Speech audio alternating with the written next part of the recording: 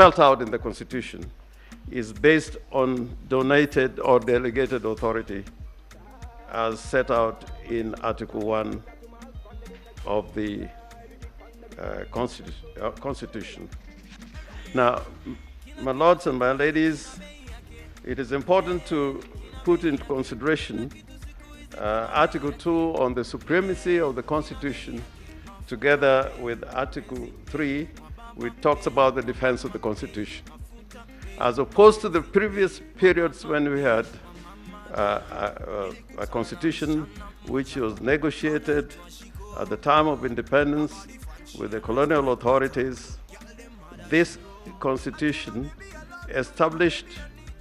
a republic in which the doctrine of separation of powers was embedded. And more particularly,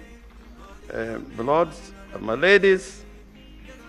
in this constitution,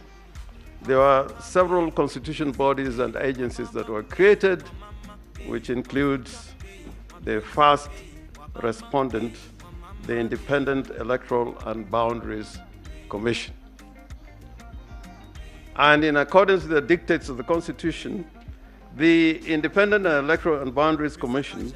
just like any other body established under the Constitution, and for that matter,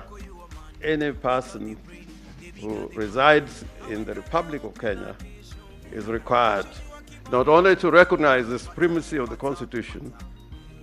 but act in accordance of the Constitution and in defense of the Constitution. Under Article 249, all independent offices and independent commissions are required to respect the sovereignty of the people and also to promote constitutionalism. This is important because Article 249, as read with Article 88 of the Constitution, which vests powers on or to the Independent Electoral and Boundaries Commission, requires that those powers must be exercised in accordance with the Constitution. Now, my lords and my ladies, the story that emerges out of the events that occurred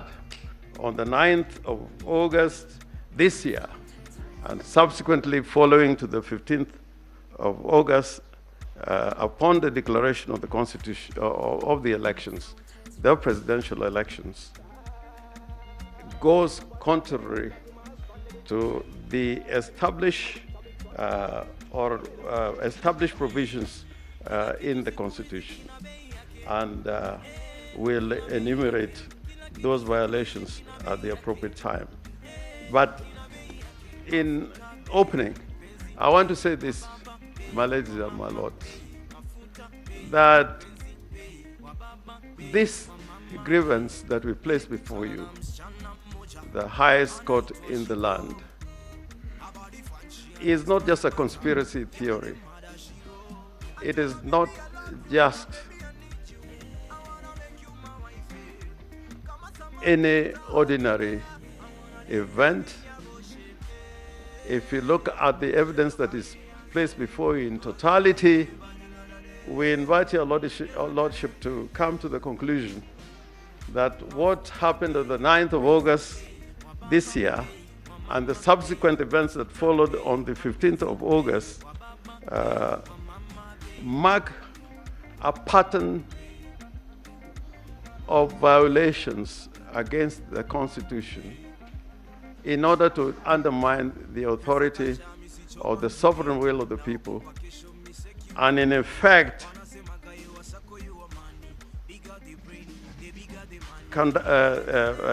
preside, that is the commission, preside over an election that in effect did not represent the will of the people of Kenya. Now, in saying this, my ladies and my lords,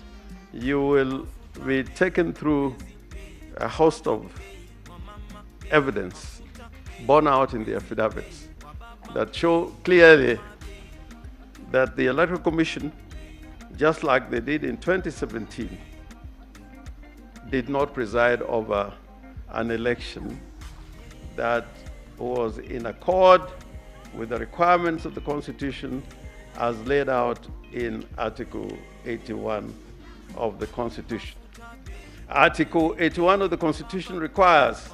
that an election held in the Republic of Kenya should abide by the general principles set out in that article, and more particularly, Article 81 Article 81E, that the elections must be free and fair, and Roman 4, the elections must be transparent, and Roman 5 of that article, that the election should be administered in an impartial, neutral, efficient, accurate, and accountable manner. My lords and my ladies, I want to emphasize the words accurate and accountable manner. And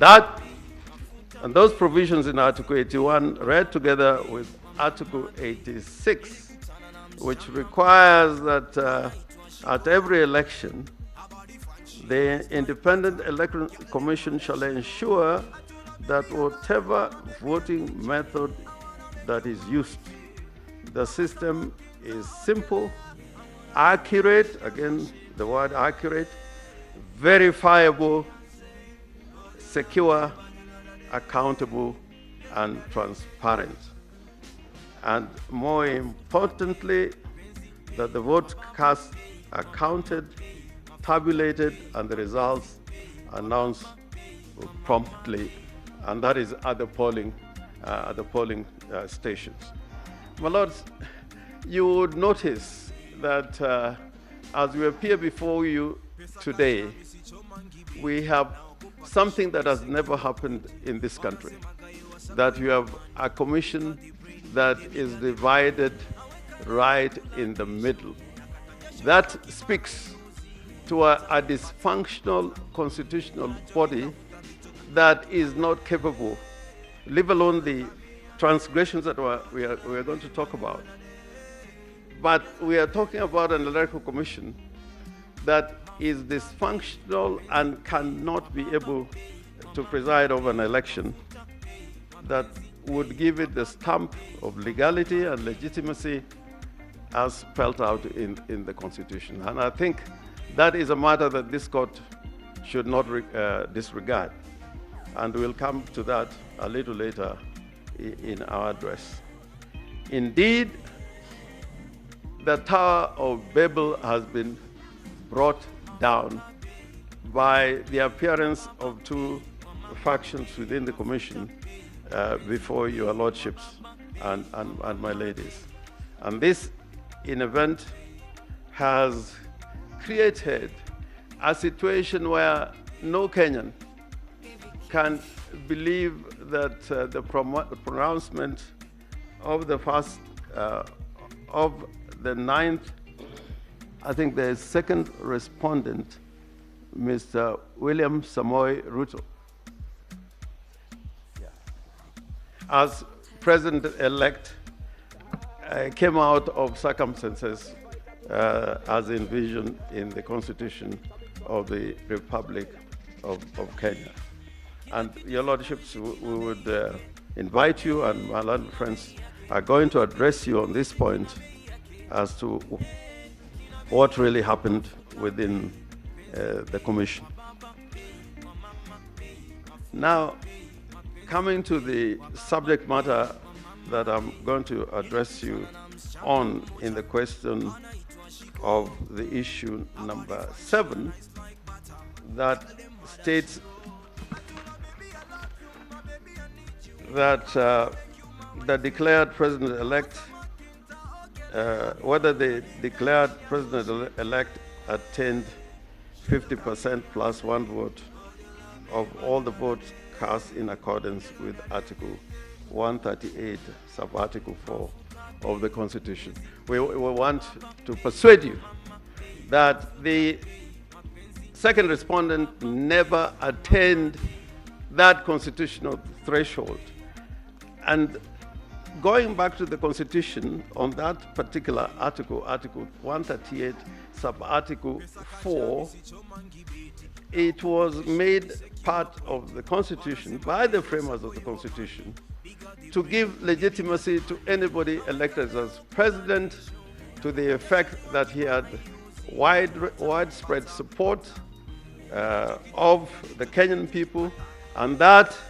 is evidenced by the requirement that the president-elect must have at least 25% of the votes cast in each of the more than half of the counties. We are not dealing with that point. We're dealing with Article 4A, that it is a requirement, mandatory requirement, that the person elected as president must receive more than half of all the votes cast in the election. Now, talking about numbers in those two provisions speaks to the need for accuracy and accountability to give an election the legitimacy that the holder of that office would carry while exercising the powers of the President of the Republic of Kenya. And it's not an idle matter, because we went through an experience before the enactment and proclamation of this Constitution, that a person would be elected by way of a simple majority, and in circumstances in which you would find that the person elected as president did not garner more than half the votes which are cast in a presidential election. So this is an important matter. And the difficulty about this particular article is that it requires, at the end of an election before the declaration, that the Commission carries out some mathematics, some mathematical calculation and computation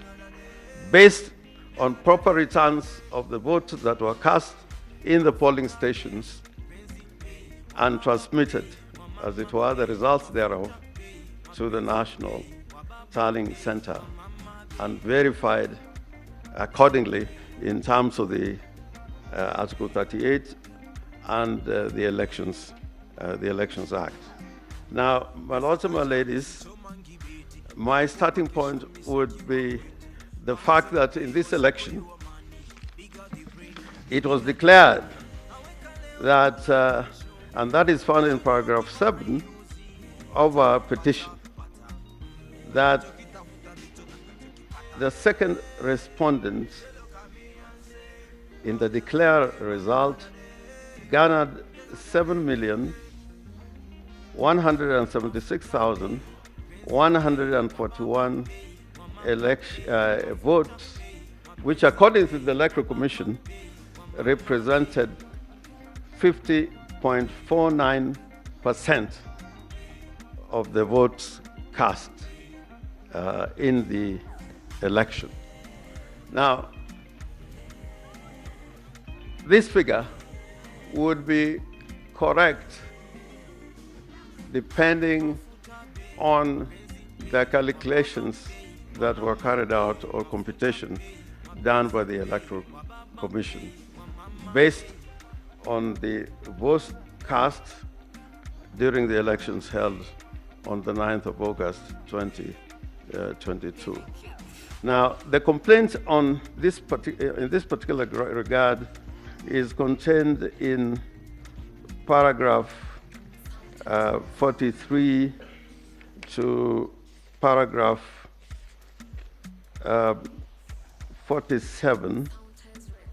48 of the petition. And for purpose of clarity, with your permission, my lords and my ladies, I would want to read out those particular paragraphs of the petition so that I can properly put it in context. Paragraph 43 bars that the number of voters who turned out to vote in the general election held on the 9th of August 2022 remains indeterminate. The second respondent has been issuing contradictory figures on the voter turnout.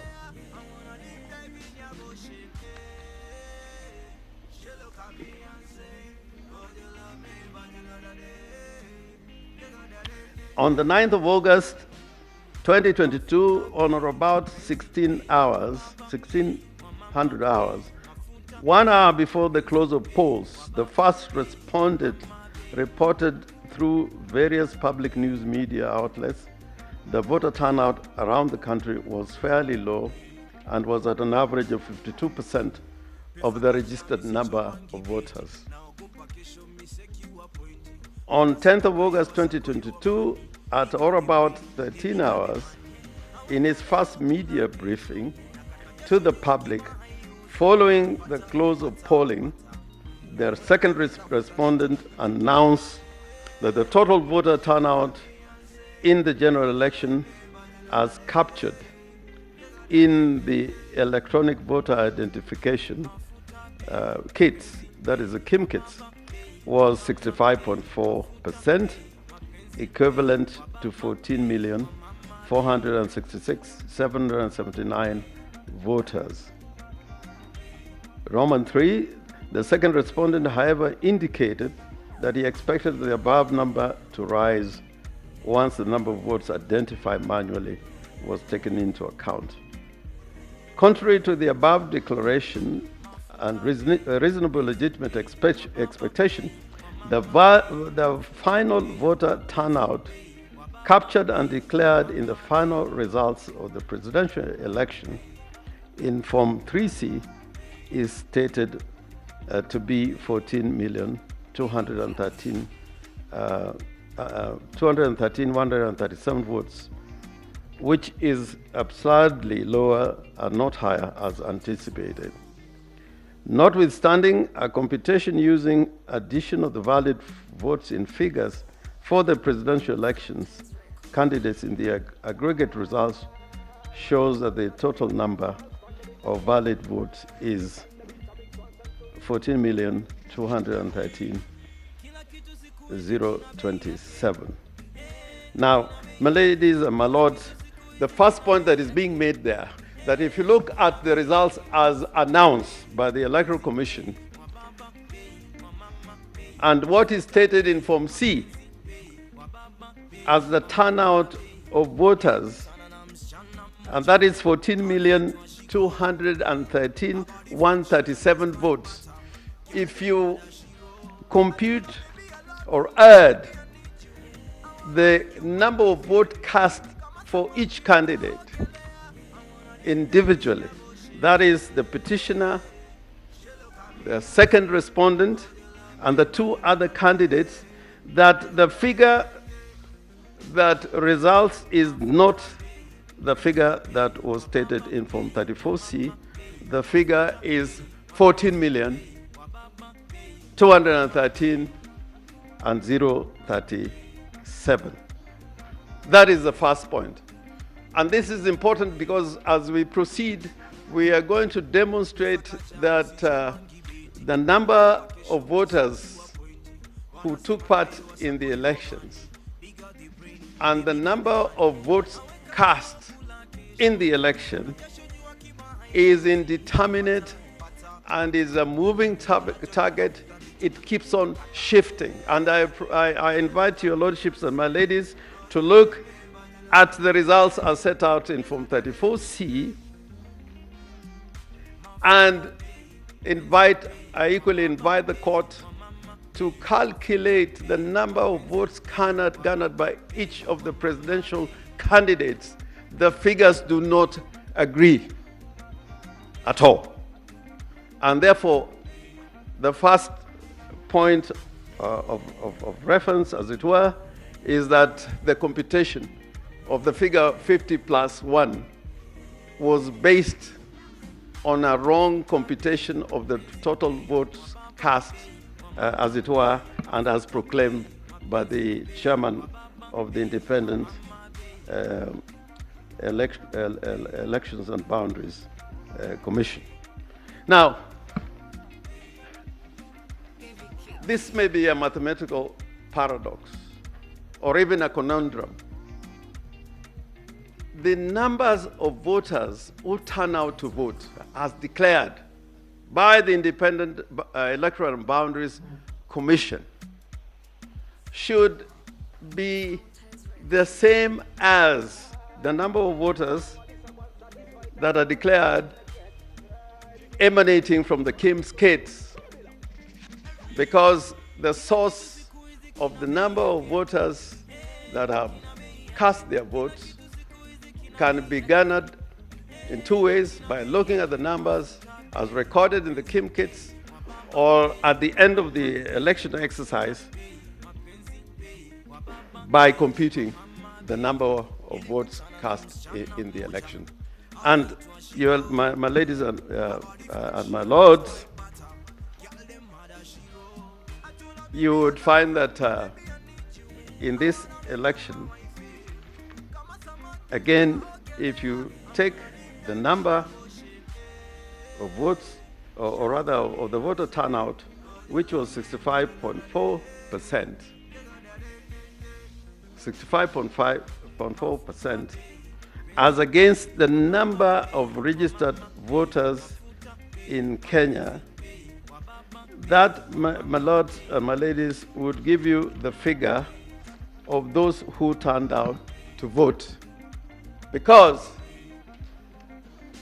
the percentage of the registered voters who are declared as having turned out to vote must be the same as the number of voters actually whose votes are counted as valid votes cast, and of course minus what are characterized as rejected votes. So, my lords, if you look at that particular point, and we're going to go through this one, you will find that the chairman of the Electoral Commission, in his announcement of the final results as borne out in Form 34C, and his announcement of the turnout of voters, which is recorded as at 65.4%, is at variance. And therefore, his calculation of the results based on the percentages cannot be correct. In this exercise, I invite you.